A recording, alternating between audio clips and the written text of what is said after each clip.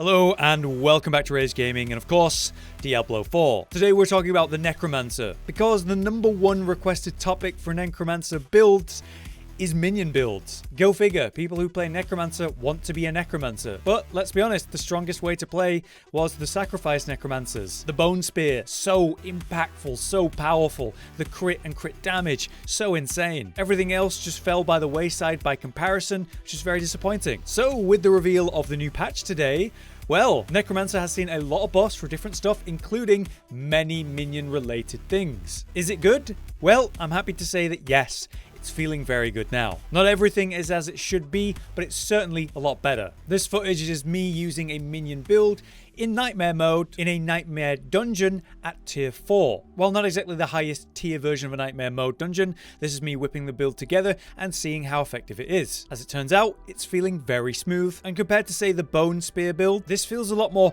consistent damage, where Bone Spear is a lot more spiky bursty, but extremely costly on the essence resource. The Minion build is a consistent powerhouse, with a lot more survivability thanks to thorns and general healing, and the many minions distracting the enemies for you. Less reliant on having corpses all the time in boss fights. I actually find it better in single target boss fights. So I, and I'm sure many people, are happy to see minion builds actually have relevance. I'm putting together this video for a build for you guys to level to 50 and beyond. I'll explain how to play it, what aspects you should be thinking and looking for, and of course the build itself. So let's begin there. Basically how this build works is that we're going to be spending all of our essence in one chunk for a burst of damage. We're going to be getting a lot of our essence back by popping corpses or buffing our allies via the corpses again, and enhancing our allies as much as possible, having the minions attack faster, be more tanky and survivable. So as a build, it doesn't actually use a core skill. It uses debuff, stun, CC, and a lot of single essence use bursting. With that explained then, let's go for the build as I've just refunded, starting with our basic Haemorrhage, which has a 20% chance to form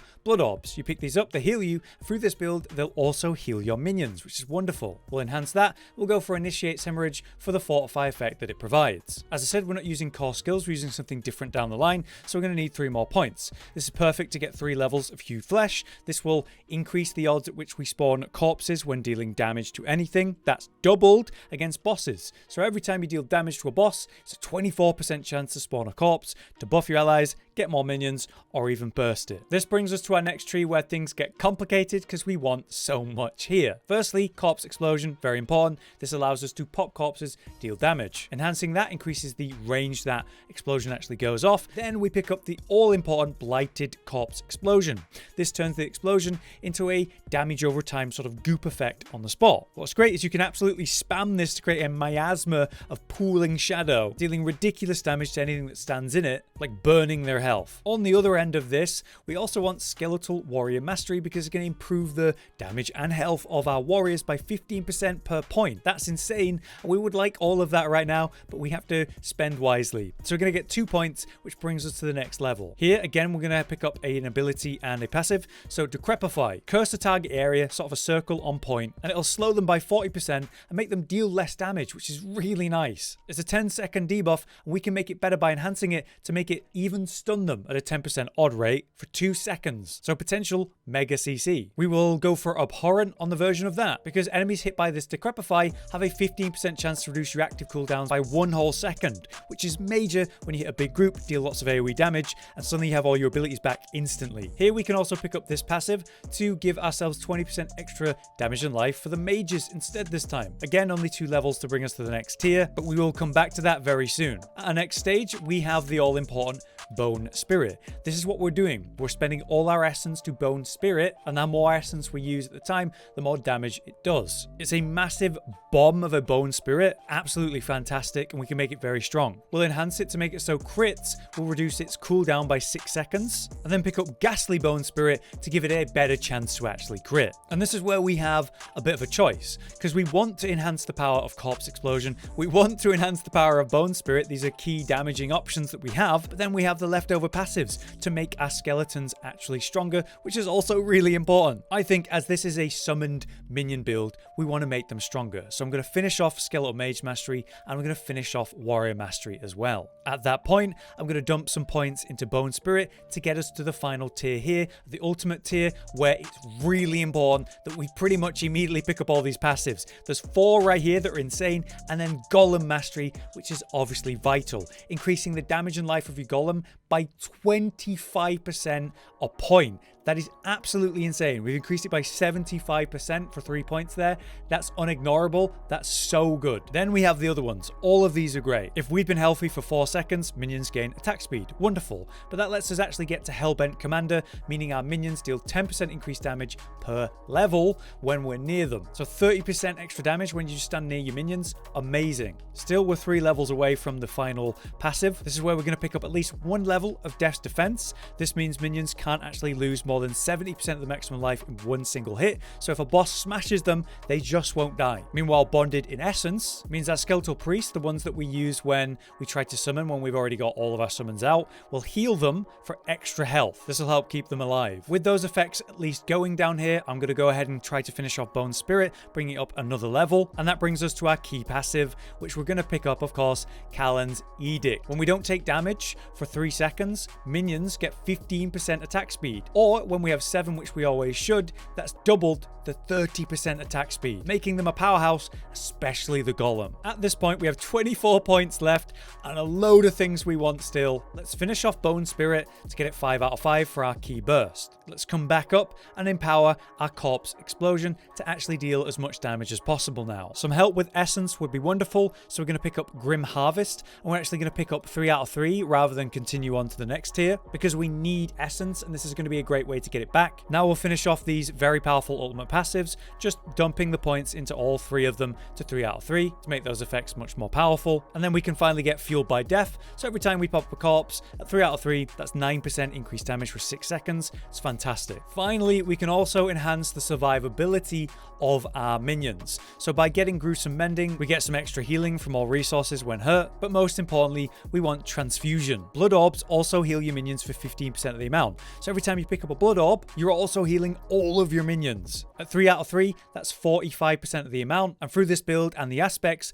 we should be generating a good amount of Blood Orbs regularly. Their survivability through this is going to shoot. Finally, we have our last 3 points left, and this is where we're going to pick up a nice passive, Thorns. Basically, when you have thorns, you take damage and that reflects the damage onto those that hit you. This can also apply to your minions, so it is very useful in giving you some survivability and return damage in general. We're going to actually go further into thorns via, say, the Paragon board and other things like, say, gemming, and this is a nice way to get an easy 314. But that's the build with all the points, assuming you have the extra renown. Let's look at the Book of the Dead, which is very important. Firstly, we have the Skeletal Warriors as defenders. These are the shield skeletons, which with upgrade 1, every 6 seconds, they completely ignore an instance of damage they otherwise would take. This keeps them alive for a very hefty amount of time, and that's very important because we want at least 7 minions alive as much as possible. For the skeletal mages, the all-important cold mages are going to chill and even freeze enemies, hard CCing even elites, which is fantastic for us. With upgrade 2, enemies who are frozen or damaged while frozen are made vulnerable, meaning they take way more damage. Lastly, the Golem, of course, we're going for Iron. This was majorly buffed this patch. When you trigger the Iron Golem, it'll do a slam where you're aiming, and that damage was staggeringly increased in the patch today, and it's feeling fantastic now. Further, the Shockwave, that's also been increased by 10% damage. With upgrade 1, every 5th attack of the Iron Golem, that will Shockwave, dealing damage to an enemy and enemies behind them. Again, that was buffed this patch, and it's feeling great now. Let's move on to our equipment and aspects you need to know about. Much like any build, the Minion Necromancer greatly benefits from its aspects. Looking at the gloves here, you can see I have an aspect that increases the amount of skeletal mages I have by 2. There's another one that also does it by 2 for your warriors. Not only is this great because you've got more minions dealing more damage, taking more damage for you, but it means having 7 or more minions for the various effects that we'll get from that. It's even easier and more consistent. The problem with those specific types of aspects is I can't tell you, oh, go to this dungeon and get the codex for it. They're just RNG ones. I found one by pure chance and then slapped it on a pair of gloves. But what we can get consistently then comes from the Codex of Power, where we can go do specific dungeons and get these guaranteed aspect imprints. First up is easily Aspect of Reanimation, meaning our skeletons as a whole get 20% increased damage after they're just alive for 10 seconds. So as long as they're not dying instantly, they get very strong. This comes from the Alderwood dungeon, this one in particular, which you can find in the northeast of Scos Glen. It's very close to the Timar waypoint, just northwest of it, right there. Next is this amazing one, the Hulking aspect. A Golem has a 1% chance to reduce its active cooldown by 2 seconds and a 1% chance to spawn a corpse each time it damages an enemy with its normal attack. Meaning as it attacks in general, it's going to potentially reduce the cooldown of its main attack. That slam that's been buffed that deals a load of damage, that randomly getting a shorter cooldown is very nice, as well as the extra corpses to buff up or pop. You can find it in this dungeon right here on the west side of the map, right next to the Altar of Ruin. This starts as a stronghold though, I believe, so you may have to clear this and then get the waypoint, then that'll unlock the dungeon and then you can go do it. There are also very important other aspects to consider that we might not be able to get via the Codex. For example, every 10 seconds, your cold skeletal mages cast a blizzard that deals a certain amount of damage and continuously chills enemies. This basically takes your skeletons and gives them a super attack. This works in coordination with the upgrade we have for them, making the enemies that are hit by this vulnerable if they freeze. So that's a very potent effect you absolutely would like to have. Another one that synergizes with the build right here is the Embalmer. Consuming a corpse has a certain amount of % chance to spawn a blood orb. So every time you pop a corpse or buff up or create a skeleton, you might spawn a blood orb, which with this build when we walk through will heal us and our minions. Another great one, while you have 7 or more minions, your minions just have a % increased damage reduction, keeping them alive by making them take less damage flat out. A really important offensive one then is going to be the Frenzied Dead. Each time one of your summoned minions damages an enemy, they gain a % of attack speed for 3 seconds, which can stack up to a ridiculous % of say 63% on this perfect roll. I put this on my amulet specifically to enhance this power, because it skyrockets their attack speed. Is very potent indeed. So that's some extra examples of different aspects that you can use in the build. Obviously very potent options that I've found and I'm using, but I want to reference this unique and another one that are ridiculous. This chest armor, the Blood Artisans,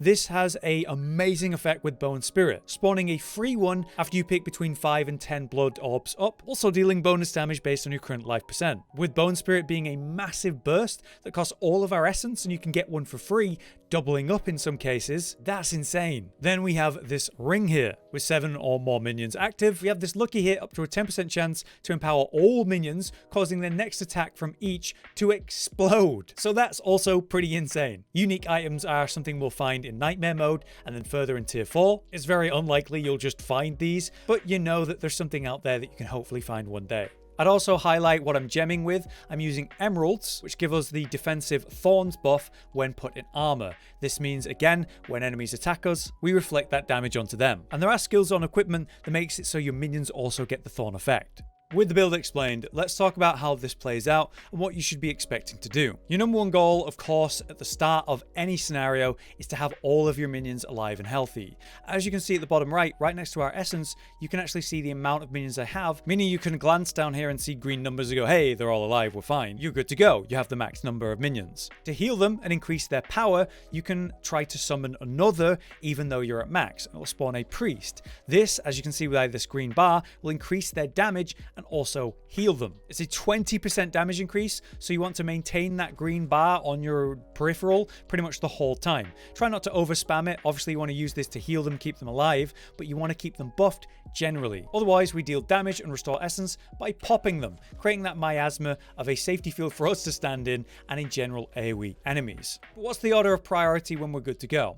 Well, you want to debuff the enemy, CCing them, making them take more damage, potentially even stunning them with Decrepify. They'll be debuffed by that for 10 seconds. So we Decrepify, send the Golem in to smash them and empty our essence. That should then blast them using Bone Spirit and create a bunch of corpses, which we can then buff up our allies with and then pop using Corpse Explosion and get miasma everywhere. Every time we pop a corpse, that gives us essence, so we'll be spamming that to get this back up to then send out another Bone Spirit. maintaining the 10-second debuff of Decrepify, maintaining the buff on our allies via skeletal priests, and restoring our essence as much as possible by popping corpses and having tons of miasma on target. But that loop goes really quick when we get CDR involved. The cooldown reduction of our aspects and of the variabilities themselves means you might be using all of this way faster than I just explained. You might Decrepify an enemy, send a new golem to smash them, and then your golem's ready to smash literally instantly again. So you need to be spamming that and paying attention to when your cooldowns instantly back. But yeah, I hope that explanation helps you understand how to play this build. But there you have it. I hope this build helps you understand how to make use of a minion squad yourself. Necromancer having more build variety is only a good thing. If you guys have any further tips for Necromancer and minion builds in general, then you can drop it in the comments. But for now, I've been Hollow, you've been you. Thanks for watching, we'll see you next time.